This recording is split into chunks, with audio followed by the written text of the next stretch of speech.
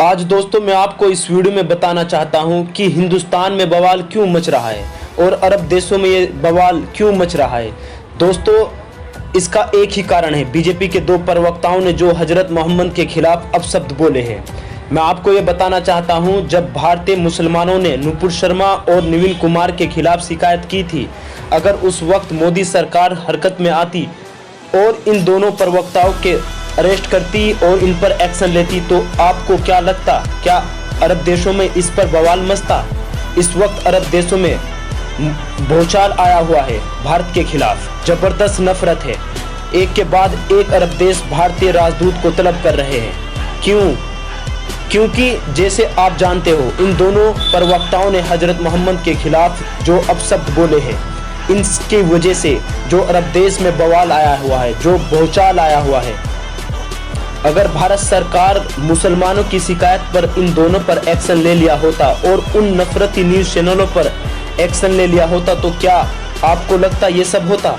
भारत के प्रधानमंत्री नरेंद्र मोदी हर भारतीय मुसलमान के प्रधानमंत्री है, हर भारतीय मुसलमान इस देश का नागरिक है, तो फिर क्यों नहीं इनकी शिकायत पर एक्शन लिया गया, क्यों 10 दिन के बाद एक्शन लिया गया। दोस्तों हम प्रधानमंत्री नरेंद्र मोदी से ये रिक्वेस्ट करते हैं कि सबसे पहले तो किसी भी न्यूज़ चैनल में धार्मिक विषय पर होने वाली बहस पर प्रतिबंध लगना चाहिए, क्योंकि इन सभी की वजह से हिंसा जन्म लेती है और इन सभी की वजह से वॉयलेंस होते हैं। अरे छोड़ो ये सब बातें मंदिर मस्जिद की, सोचो कि देश में विकास कैसे लाए और देश से बेरोजगारी को कैसे दूर करे, देश की अर्थव्यवस्था को कैसे बढ़ाया जाए। हमें सबको इस पर चर्चा करनी चाहिए, लेकिन आज इस देश में मंदिर मस्जिद पर चर्चा हो रही है।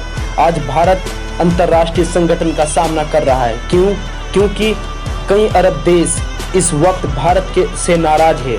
उनका यह कहना है कि भारतीय जमीन पर बीजेपी प्रवक्ता इस्लाम के खिलाफ, मुसलमानों के खिलाफ नफरती बयान दे रहे हैं और उसी की वजह से और इसी के चलते कई भारतीय प्रोडक्ट का बायकॉट हो गया है।